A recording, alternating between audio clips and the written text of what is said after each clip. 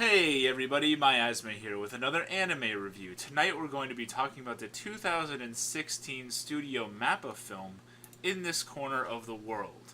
Now, In This Corner of the World is a historical drama, still a fiction story, but very much rooted in actual history, about a woman named Suzu, who, when the movie starts out, she's a young girl, and it follows her life from the mid 1930s or late 1930s to about mid 1940s, primarily in Hiroshima and Kure sections of Japan. And Hiroshima should sound familiar if you know your history, if you know your history of war and so forth.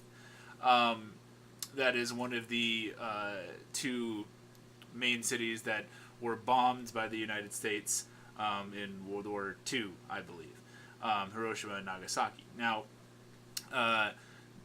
it starts out in the late 1930s, and Suzu's this young girl living near Hiroshima in this village called Eba, and it's Japan is going into this big war. They're recruiting a lot of people, a lot of the male population to become part of the military, to join the Navy, to serve their country.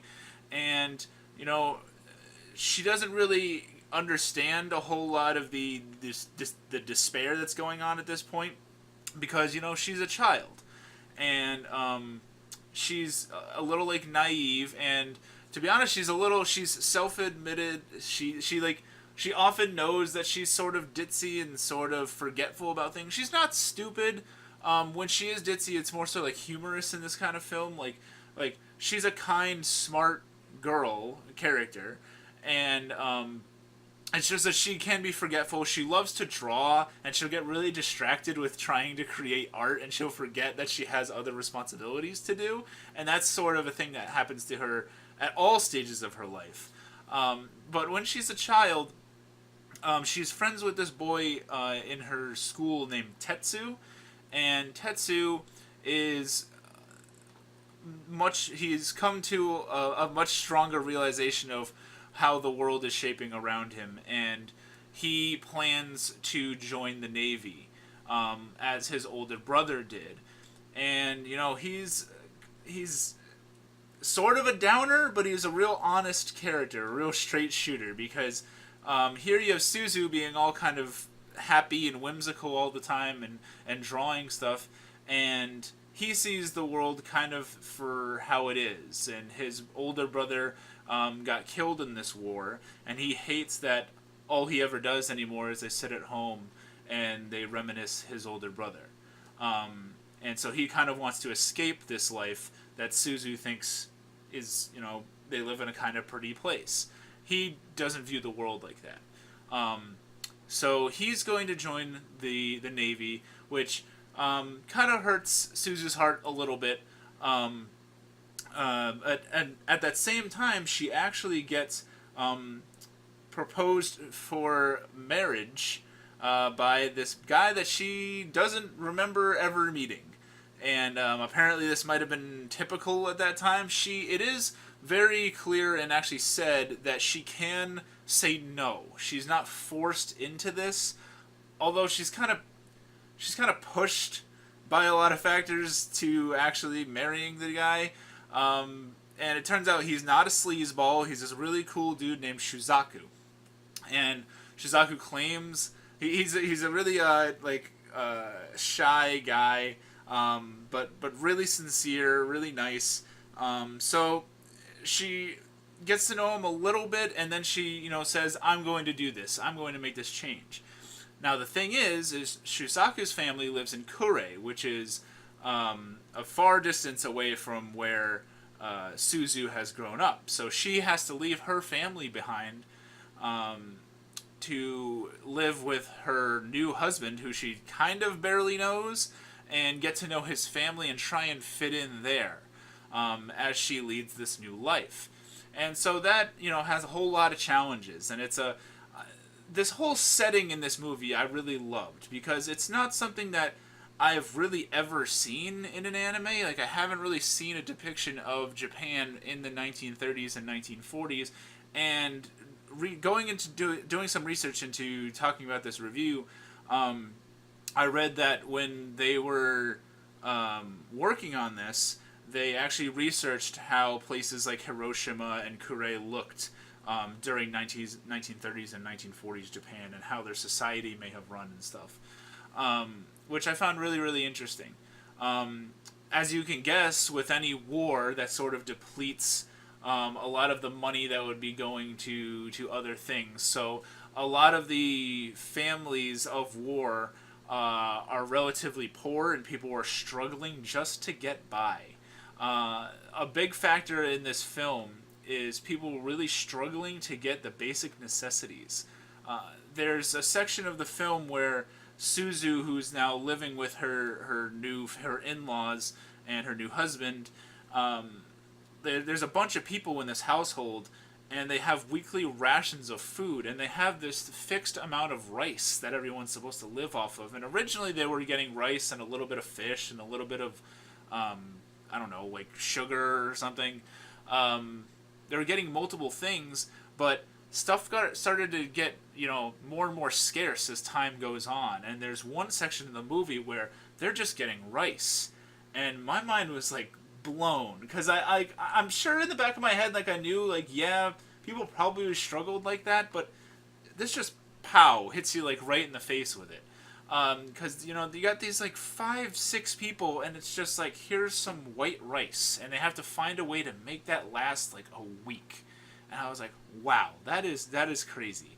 But yes, so Suzu is the movie kind of chronicles her forming this new life for herself, being really homesick about her family back home. She has a younger sister.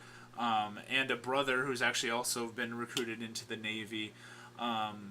So one of her best friends is now in the Navy from her youth, and her brother is in the Navy, and her husband, Shuzaku, he works for the military, but he's not like a deployed, he works in like a judiciary kind of place within Kure. So he's at least close to home.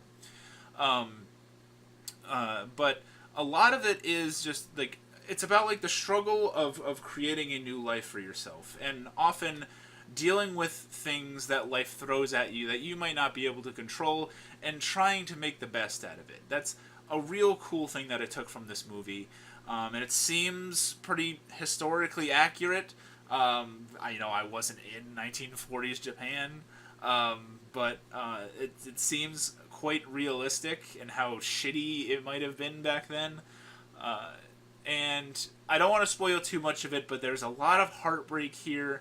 There's a lot of happiness, because Suzu is a happy-go-lucky character. Like, she's like I said, a whimsical personality. She loves to draw. One funny thing that happens in this is that she's like kind of ditzy and forgetful, right? So the family sends Suzu to, I don't know if she's like picking berries or something, or hanging up. She's outside with like this basket, and she's carrying something, and she has this like notepad that she always draws stuff in, and she sees this really beautiful view of a bunch of naval ships, and she stops whatever she's doing, forgets about her duties or whatever, and then she just starts drawing. She's relaxing, right? Well, these military police see her, these Japanese military police, and they mistakenly believe that she is guilty of espionage. They think that she's passing these pictures onto the enemy, and obviously, like, she wasn't. And they basically like drag her back home, and she's scared out of her mind because she doesn't know what's going on. And her family, they're fighting laughter because they know how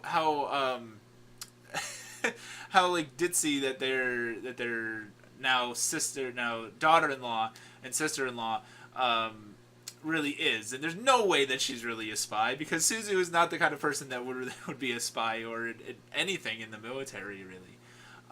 So that was kind of a funny scene. But like I said, there's a lot of heartbreak. There's a lot of interesting relationships between like people and the government and the military, because this was at a time, like I said, a lot of the male population was being sort of recruited into the military, and as the film progresses, more and more male characters are sort of taken out, and they're saying, "Well, we'll be back in a couple months. You're gonna have to live without us." And while it's a blessing, maybe that there's one less person eating the food, that's one less member of your family dynamic now gone. And so there's a lot of hardships. There's a lot of love ships. There's interesting dynamic between. So you have Suzu and Shizaku, who have a really interesting relationship because they started out as this basically like fixed marriage kind of rush sort of deal, in which, you know, I was expecting him to be kind of like a douchebag, like, you know, this like forced marriage kind of thing. But Suzu actually slowly falls in love with him and realizes that he's a really kind, sincere dude who really cares about his family and has always loved Suzu. And she eventually reunites with that boy Tetsu again, and that starts up some drama later on in the film. And yeah, it's a really cool movie. You can watch it on Netflix. I highly recommend that you guys check out In This Corner of the World. If it's not worth a buy, I would say it's definitely worth a stream. I think it's worth probably having on your shelf. It's definitely a film I think I will watch again in a couple years. It's got really nice animation, really good music. MAPPA did an awesome job with this. The dub is actually pretty good as well. So yeah, have you guys seen In This Corner of the World?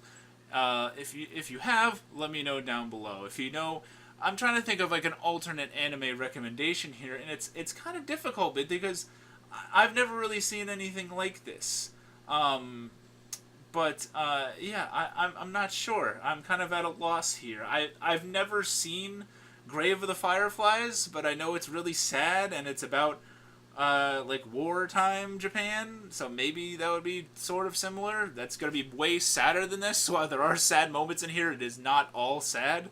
But yeah, if you can, please donate to my Patreon. I'll link it down below. Follow me on Twitter.